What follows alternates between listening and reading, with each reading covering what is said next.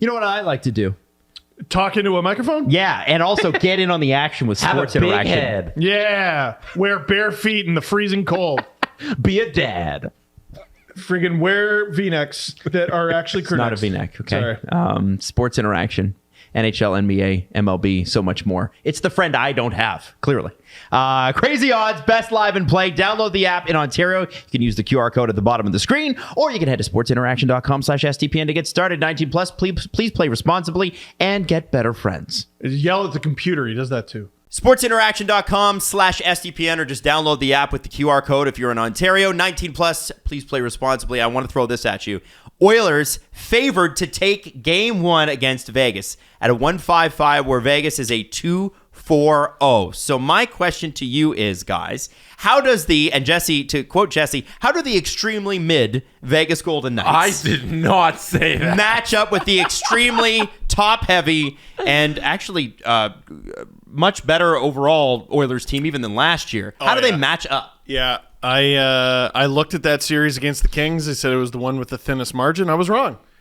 Turns out the Oilers widened the gap with themselves and the Kings, even with Gavrikov, Korpisalo, their young guys getting a little older. The Oilers are primed for this to be their year. But they have the always underestimated Vegas Golden Knights in their way. And they're obviously the team we have the most difficulty analyzing. To be fair to you, Jesse, the reason we say extremely mid is because they have an extreme amount of depth. They are so even throughout the lineup, and they grind out these wins in that they play to their opponent, in that they're always just one goal ahead of their opponent no matter what kind of game they're playing. And when I look at the series, I say Edmonton's got the advantage on the top two lines. You think? And then I say Vegas got the advantage in every other aspect of their team. even Because Defense. Defense is, I think, so good for the Vegas Golden Knights in that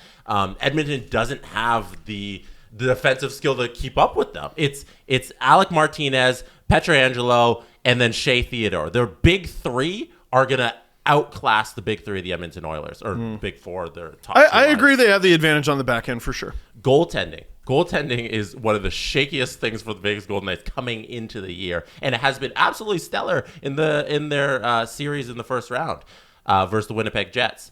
And Edmonton having Stuart Skinner playing at I believe it's a below 900, and he's the 890s, and then having him pulled in one game because he was struggling so much, having to go to Jack Campbell. I give him the advantage in the goaltender. And then the bottom I don't know two about lines, that. You think Skinner's going to step it up and play completely different than what he was playing last round? I mean, he had bad games this year, and his numbers were still stellar. Like I'm a big Stuart Skinner guy. I'm a big Laurent Brossoit guy. I like him too. Yeah, I think a 9-11 looks real nice on him.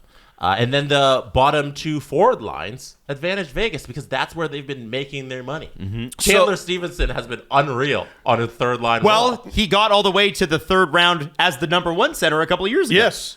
Now here's where Edmonton screws everyone up. So you're talking about all the advantages that Vegas has.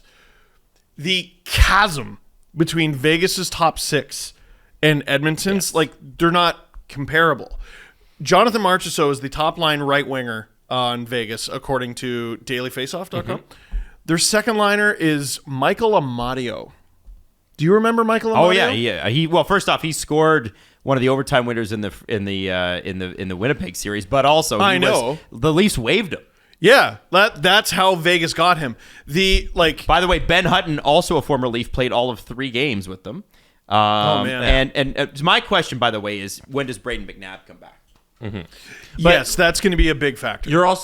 You're considering Michael Amadio the second line winger because that's where he's playing, but that's because Mark Stone is also on the third line. Yes, Mark Stone. They've prioritized depth in 4-line scoring. I think this series will go as Mark Stone goes. Whether they staple him to McDavid or to Draisaitl, they got to pick one and just try to cut off the flow and make one guy do everything. And man, what a game of chess I think this series is going to be. Elliot Friedman said Alex Pietrangelo before Game 7s, all the Game 7s happened. He said Alex Pietrangelo has been the best player of any team in the playoffs. Yeah, he's been great. Dude, he that series where Vegas looked so bad against Montreal, Pietrangelo was still the best player on the ice. So let's talk about the Oilers. Let's talk about what the Oilers need to do to win. 11-7, keep it up. They averaged, I think it's 3.9 goals during the regular season, which led the league. During this series with the Kings, they were up above 4. 4 goals per game is absolutely absurd. I think 11-7 had this bad reputation because it's something teams went to so rarely, and because of that, there was no familiarity with it, and they sucked. The Leafs have used it to pretty great success this season, and that's how they got their first series win since 2004. Edmonton's been doing this for years, and they're familiar with it, and it, I think, covers up some of their defensive deficiencies, and you can still ride your horses. Matthias Ekholm, again, I keep using the Big Lebowski. He really ties the room together, man.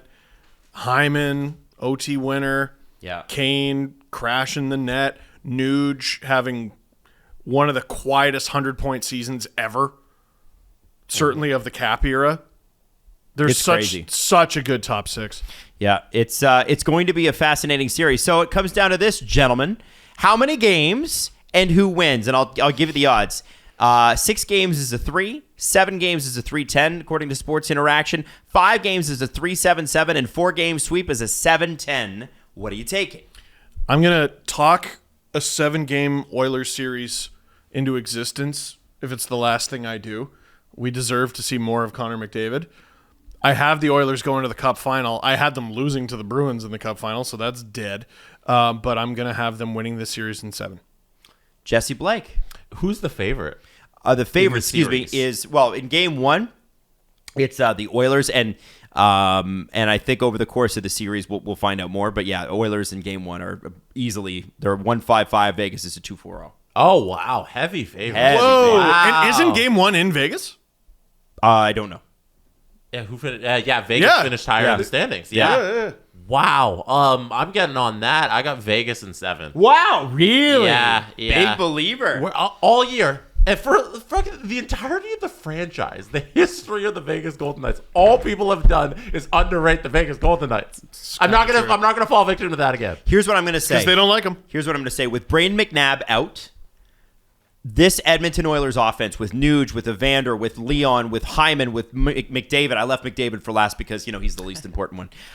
And Yamamoto and Kim Closton stepping up. They're gonna solve Brossoit. They're gonna solve them, and I think they're gonna solve them quick. And I think they're gonna try to get it done before McNabb is totally back, so that Vegas doesn't have a complete top 4 in their defense. I think Oilers in 5. Wow. Huge believer, eh? Big believer in that Oilers offense. So we'll see what happens.